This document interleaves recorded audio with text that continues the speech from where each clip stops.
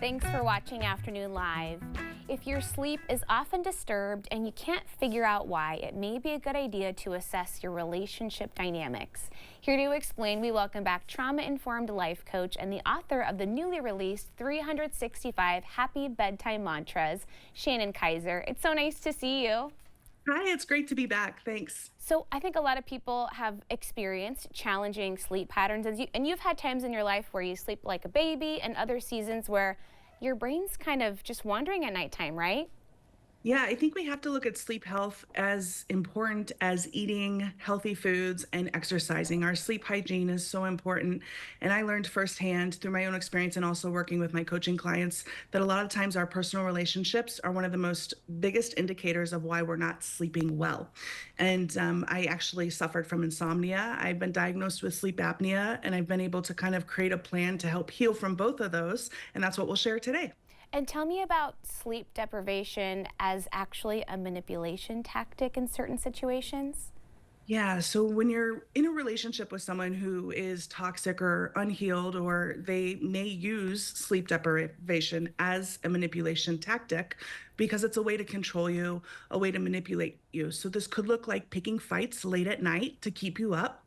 It also could look like kind of instilling different tactics of manipulation throughout the day, such as triangulation or gaslighting or even lying to you. And it's not until you go to bed where your brain finally has the ability to process and calm down to think, wait a second, that didn't feel right. That wasn't right. And so you're ruminating. And that's what happened to me in a very toxic relationship. I was ruminating all night, suffering from insomnia.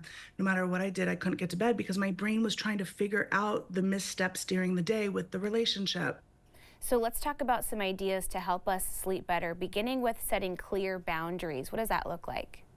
This one's really important. Now, anybody in any relationship, whether it's a healthy relationship or an unhealthy, toxic one, should kind of instill boundaries. And this could look like having an agreement with your partner or the people you live with, such as something as simple as we will not bring up something that could lead to an argument or a disagreement 2 to 3 hours before bed. And it's kind of an agreement. So that's something you could set as a boundary. Other things you can do is really ask yourself what's important to me. Well, maybe I know that I need to kind of tune out, not have TV before bed. And so I'm going to go in the other room and let my partner know. It's about communication, knowing what's important to you, and then standing up and saying that to your partner. And depending on the situation, maybe even going no contact with the person might be the best outcome. Yeah, it's interesting because as soon as I went no contact, and no contact is if you're in a place to do this, if the relationship is not getting better, they're not being accountable, the manipulation is just so intense, it's really blocking them, not checking on social media, really cutting out their access to you and your energy. As soon as I did this, the very first night, my insomnia went away and I slept like a baby. And I realized how much the energy of that relationship and me trying to figure out what was going on and what they said wasn't what they were doing, all that stuff, it disappeared because I had regained my energy. And I think we all have the power to do that by going no contact with situations that just aren't improving. And then building off of that, finding those opportunities to really focus on your own well being and your mental health.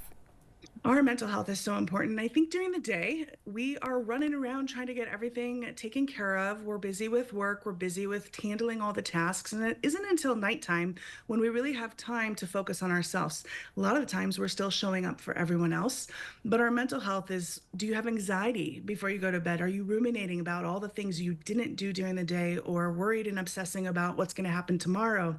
This is important to check in with yourself and really think, do I feel depressed? Do I feel sad? Am I stressed before bed? And then find ways to really combat that. And one way is to establish a really positive sleep hygiene schedule or a bedtime routine, which is really powerful way to help you feel better. It sounds so simple, but we got to take a little time and effort to kind of get those routines intact. And then finally, bedtime affirmations. What might those look like? So this goes really well into a routine. You find out what works for you. For example, maybe you like sound and you can get a sound machine or open the window for fresh air at night. You find different things to help your sleep environment be more positive for you. And affirmations or mantras are one of my favorite things to do right before bed. It's really saying a positive thing instead of falling asleep thinking negatively. So it could be as simple as, I am secure and at peace in my body, or I choose to be free of drama. That's a really good one to say if you're feeling stressed out in a relationship. Or you can just say, I am safe in my body right now, all is well. And these are little nuggets of wisdom we can say to ourselves to feel better and sleep more soundly. I was going to say that sounds like a good recipe for some actual restful sleep. Sometimes you fall asleep and your brain won't stop working and you have anxiety dreams, and we got to calm down. We got to give ourselves the opportunity to get that deep sleep in.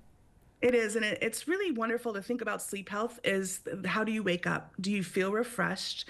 Do you feel like I got a really good night's sleep? Because the good sleep starts the moment we wake up. So you can start to look at your whole day by reframing and focusing on sleep health and how you wake up.